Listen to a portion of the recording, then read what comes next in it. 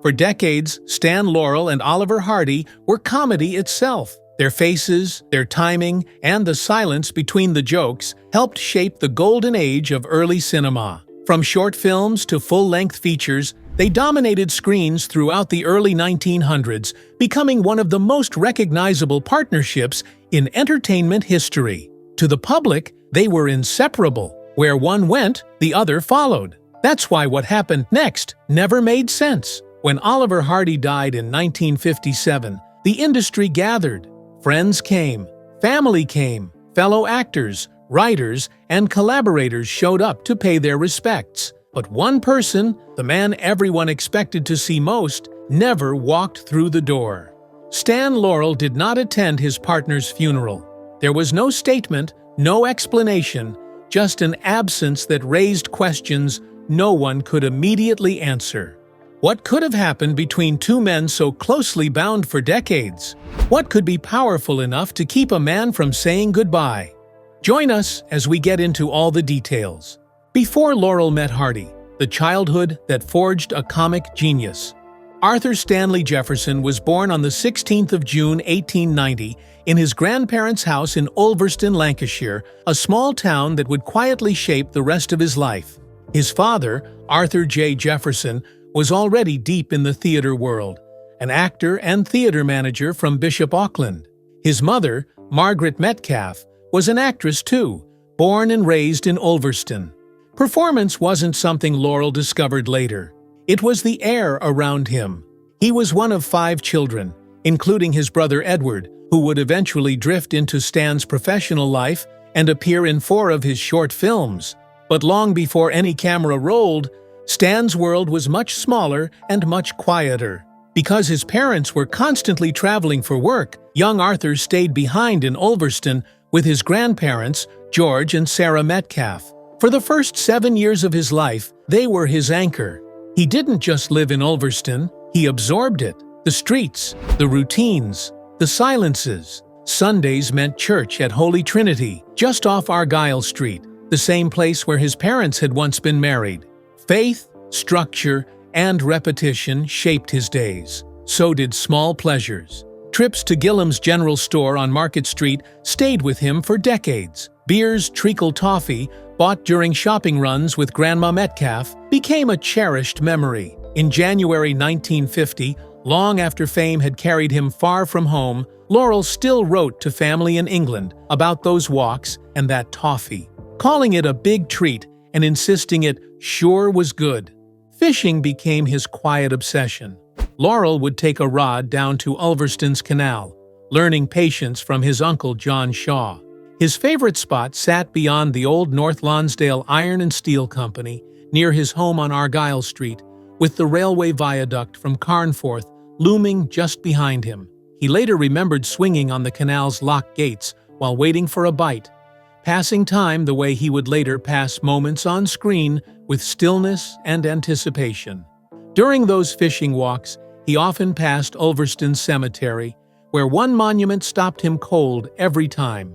A miniature lighthouse, built in memory of Dr. Thomas Watkins Wilson, stood glowing, its light once burning all day and night. To a child, it felt magical. To Laurel, it became unforgettable. Years later, in 1932, while standing beneath his own name blazing above a theater in Leicester Square, he still talked about that lighthouse, calling it the 8th wonder of the world and admitting it planted his lifelong ambition to one day have a tombstone with a light on top. That detail alone tells you how his mind worked. As he grew older, Ulverston expanded through movement. Laurel went on frequent excursions from the railway station into the Lake District with cousins, grandparents, and sometimes his parents. They visited his aunt and uncle John and Nant Shaw when they ran grocery shops in Fluckburg and later in Surrey. Windermere became another favorite destination, a place of still water and open sky. These weren't just trips, they were early lessons in observation, in watching how people move, how silence behaves, and how moments stretch. The theater was never far away. Just across the road from his home in Lightburn Park stood the Hippodrome, known locally as Spencer's Gaff. It wasn't grand, it was wooden, tent-like, and topped with a canvas roof, but it was alive. Laurel's parents both performed there, and his father developed plays on that very stage. Laurel watched it all from close range, learning without trying. The Hippodrome burnt down in 1910, the same year Laurel sailed for America with the Fred Karno troupe, as if one chapter had to disappear for another to begin. Even after leaving Ulverston, he kept returning to it emotionally. In May 1947, Laurel came back with his comedy partner, Oliver Hardy, invited by the town council. They were given a civic reception at the Coronation Hall, where Laurel was presented with a copy of his birth certificate on the balcony, watched by hundreds of fans. Later, the two men visited 3 Argyle Street, Laurel's old home, posing for photographers as crowds gathered around them. By then, he was famous everywhere, but that street still mattered. As a boy, Laurel also spent long stretches living with his maternal grandmother in North Shields. His education moved with him. He attended King James I Grammar School in Bishop Auckland, then the King's School in Tynemouth. Eventually, his parents relocated to Glasgow, where Laurel completed his schooling at Queen's Park Secondary School and Rutherglen Academy, now known as Stonelaw High School. Glasgow was where things sharpened. His father managed the Metropole Theatre, and Laurel began working there, not as a star, but as a student of the craft. His boyhood hero was Dan Leno, one of the great English music hall comedians, and Laurel studied him carefully, especially the restraint. At 16, Laurel stepped onto the stage professionally for the first time at the Panopticon in Glasgow.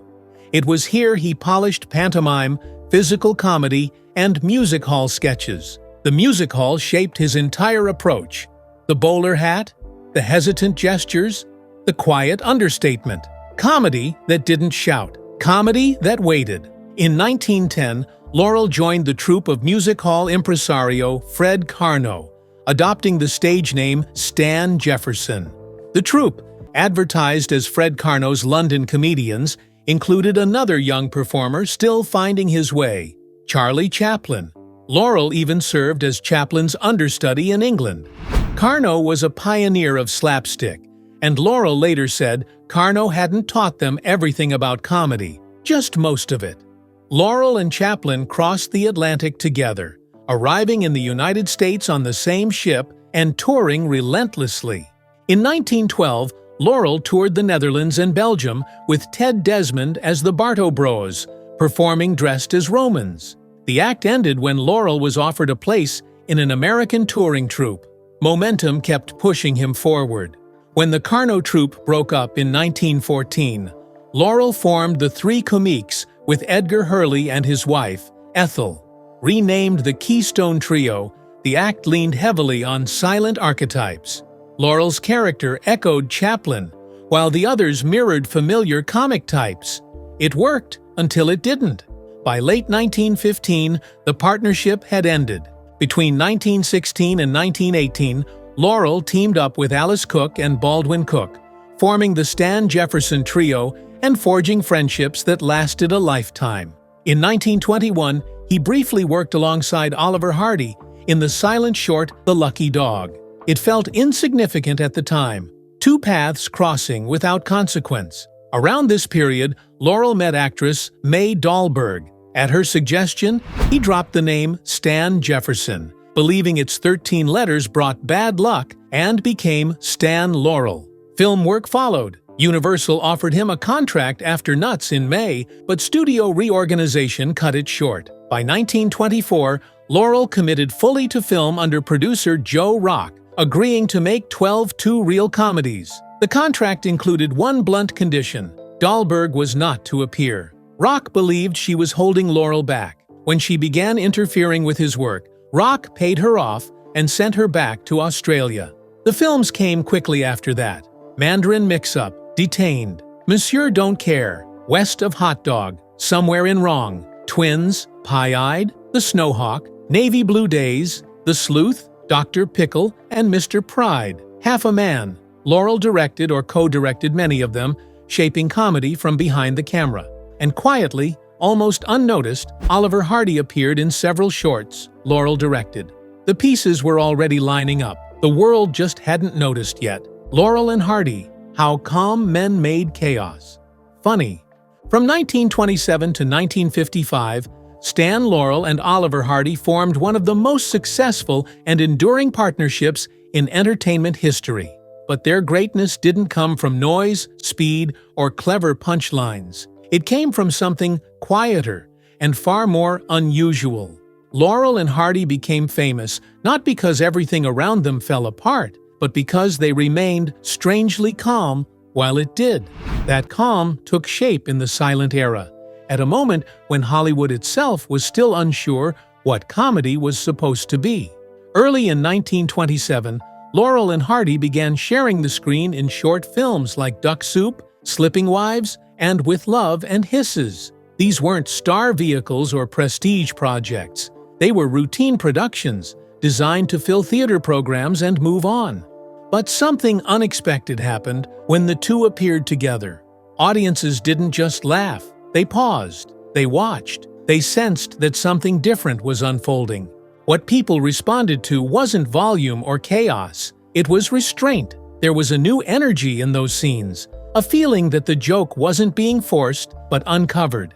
Laurel and Hardy didn't rush the humor. They let it sit in the space between actions. Off-screen, the two men were becoming friends, and that ease carried directly into their performances. On screen, their rhythm felt natural, almost accidental, as if the comedy were happening to them rather than being performed by them. That audience reaction didn't go unnoticed. At Hal Roach Studios, supervising director Leo McCarey saw how crowds leaned forward whenever Laurel and Hardy shared a scene. By the end of 1927, their pairing was no longer coincidence or convenience. McCarey began deliberately placing them together, slowing their timing, shaping their pauses, and allowing moments to linger longer than silent comedy usually dared. What had started as a casual collaboration quietly solidified into a partnership. The Laurel and Hardy series was born. What followed wasn't an instant formula, but a gradual sharpening of instinct. Short film after short film rolled out. The Battle of the Century, Should Married Men Go Home? Two Tars, Be Big, Big Business. The titles changed, but the structure held steady. Laurel and Hardy were always given a task, usually simple, sometimes embarrassingly small, and they almost always failed. Not because they were careless, but because every attempt produced a new problem. A mistake triggered retaliation. Retaliation triggered escalation. The situation collapsed slowly, politely, and completely. Their comedy wasn't about winning, it was about enduring. At the center of that endurance was contrast. Laurel's character absorbed blame instinctively. He was clumsy, childlike, endlessly apologetic. Hardy's character stood in wounded dignity, self-assured, and quietly domineering. Yet, they were never enemies. They were inseparable friends, bound together by loyalty and shared disaster. Even when Hardy scolded Laurel, the bond never cracked. The world could turn against them, but they never turned against each other. That contrast extended beyond personality and into appearance. Laurel, of average height and build, seemed smaller beside Hardy, who stood 6'1" and weighed about 280 pounds in his prime. They leaned into that imbalance. Laurel shaped his look deliberately, keeping his hair short on the sides and long on top to create the iconic fright wig. When things went wrong, his face tightened as if guilt physically hurt, his hands tugging at his hair in helpless panic. To complete the illusion, he removed the heels from his shoes, giving him that flat-footed shuffle that made him look permanently unsure of the ground beneath him. Hardy, by contrast, presented himself as composed and respectable. His thinning hair was pasted into neat spit curls. A toothbrush mustache framed his injured pride. His sports jacket strained at a single button, and his necktie became something to twiddle whenever embarrassment crept in.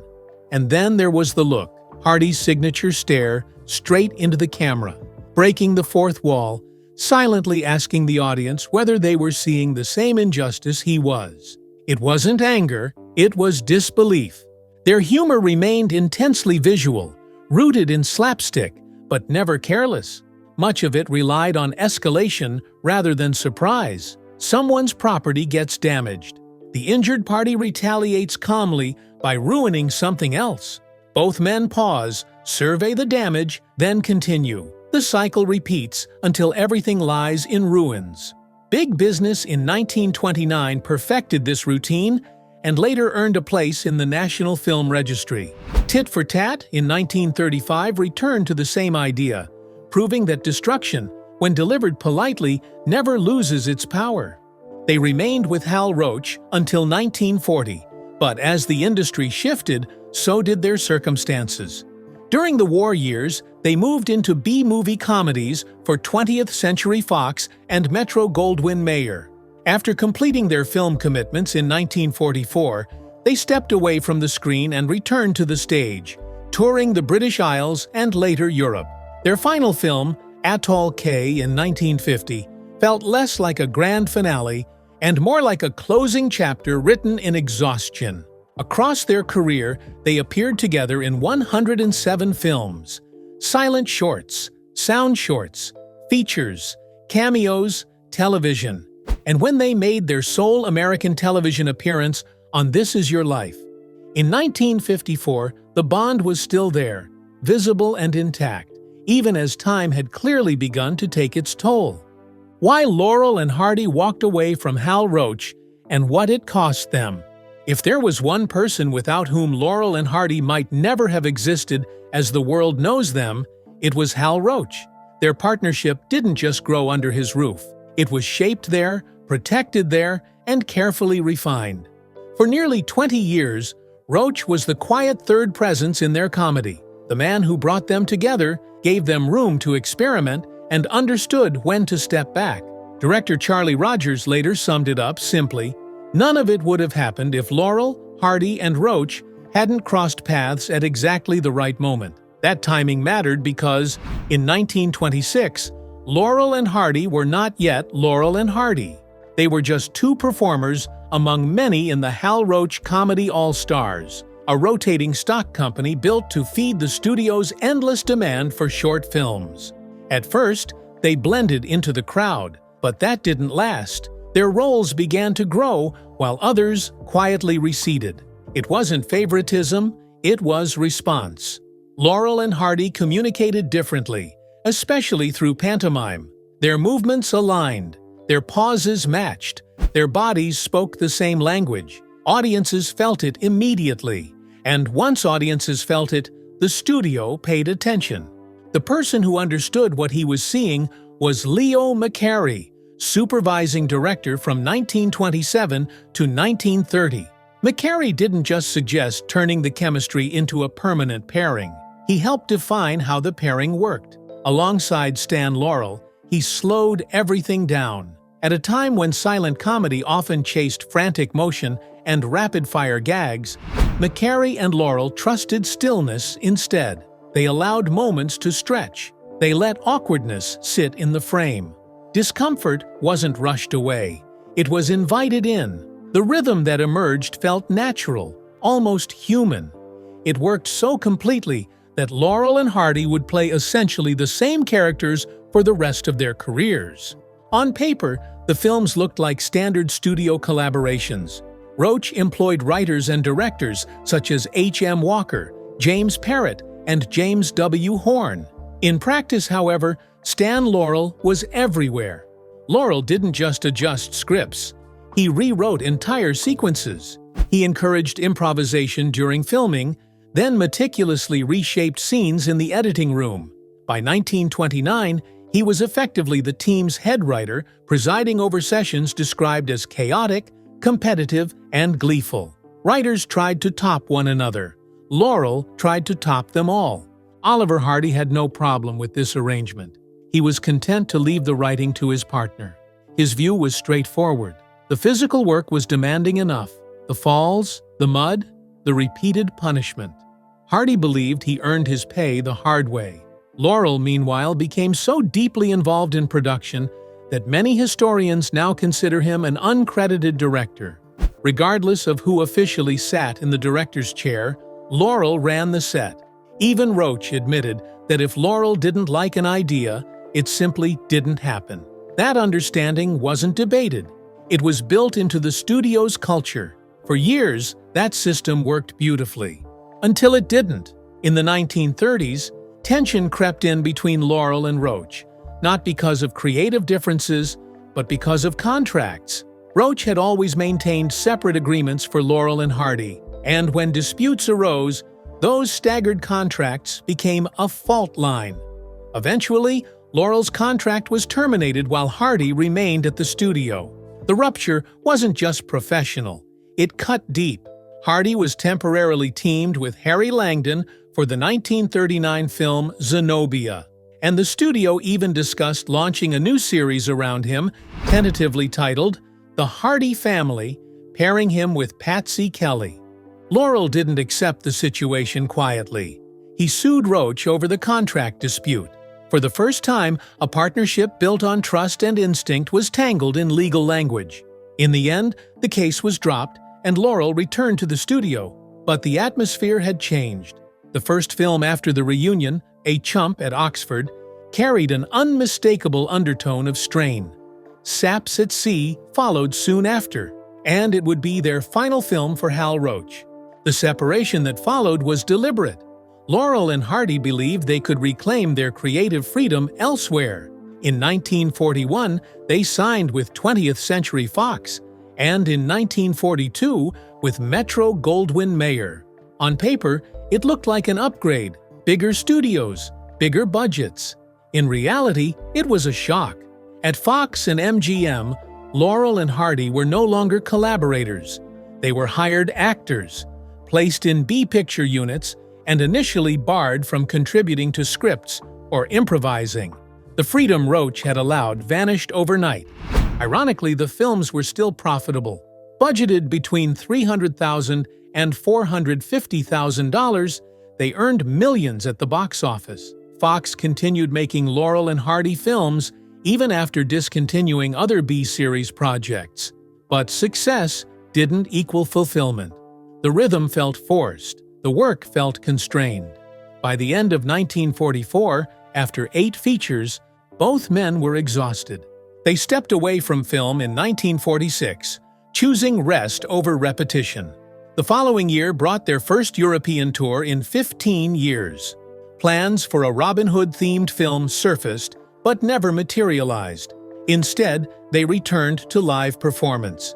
In 1947, they attended the reopening of the Dungeness Loop of the Romney, Hythe, and Dymchurch Railway, performing improvised routines alongside a steam locomotive. It was spontaneous, physical, immediate. It felt like a return to something honest. Then illness intervened. In 1948, Laurel was sidelined, temporarily unable to work. He encouraged Hardy to take roles on his own. Hardy appeared in The Fighting Kentuckian with John Wayne and took a small role in Frank Capra's Riding High, thanks to Bing Crosby. Laurel watched from the sidelines, fully aware that time was tightening its grip. Their final attempt at film came in 1950–51 with Atoll K, a French-Italian co-production directed by Léo Johannon. The production was plagued by language barriers, chaos, and serious health problems. Laurel rewrote the script to remove heavy political elements, refocusing it on visual comedy, and brought in old friend Alfred Goulding to direct their scenes. Still, the damage mounted. Hardy developed an irregular heartbeat. Laurel suffered painful prostate complications and dropped to 114 pounds. Critics were unimpressed. The film failed on its initial release and quietly ended their film careers. Atoll K later resurfaced as Utopia, trimmed and reissued, eventually turning a profit. But by then, the story had already ended. In April 1951, Laurel and Hardy returned to America and rested. Laurel made one final appearance in character in the silent TV newsreel Swim Meet, judging a local competition. It was small, it was understated, it was fitting. Nearly all of their films survive today. Only 3 are considered lost. Their work endures not because it was perfect, but because it was patient. The real reason Stan Laurel didn't attend Oliver Hardy's funeral. People have argued about it for decades. They've whispered, speculated, and tried to force meaning into a silence that never invited explanation. How could a man so bound to his partner, so publicly inseparable in life, not appear at the very end? When Oliver Hardy died in August 1957, the absence of Stan Laurel at the funeral became its own mystery. But the truth isn't scandalous or cruel. It isn't rooted in resentment or distance. It's quieter than that. And it doesn't begin at the funeral. It begins years earlier, in the slow unraveling that followed their final attempt to stay together on screen. After Atoll K wrapped in 1951, Laurel and Hardy didn't rush back into the spotlight. They couldn't. The film had taken more than it gave back. What was meant to feel like one last shared chapter instead exposed how fragile both men had become. Their bodies were worn down by decades of physical comedy, endless falls, and the strain of a production that never quite found its footing. So they stepped away, not to rethink their careers, but simply to recover. Survival came before performance. When they returned in 1952, it wasn't to film sets or studios. It was to the European stage, to something smaller and more intimate. Laurel wrote a short sketch titled A Spot of Trouble. It wasn't flashy. It leaned on familiarity rather than spectacle. Audiences responded immediately, not because they were seeing something new, but because they were seeing something honest. It didn't feel like a comeback. It felt like a reunion. The following year, Laurel wrote another routine, Birds of a Feather. By then, there was an unspoken understanding hanging over their appearances. These weren't just performances. They were moments being carefully saved, as if both men sensed that time was no longer on their side. Nothing captured that feeling more clearly than what happened on September 9, 1953, when their boat arrived in Cove, Ireland. Laurel later described the reception as overwhelming. Hundreds of boats crowded the harbor, whistles blowing, people shouting from the docks. At first, neither man understood the scale of it. Then the church bells began to ring, not randomly, not ceremonially. They rang out the Dance of the Cuckoos, their theme song. Laurel remembered looking at Hardy, both of them crying openly. That moment had nothing to do with fame. It was love reflected back at them, all at once. Laurel said he would never forget that day. He never did. Their final live stage appearance came on May 17, 1954, at the Palace Theatre in Plymouth.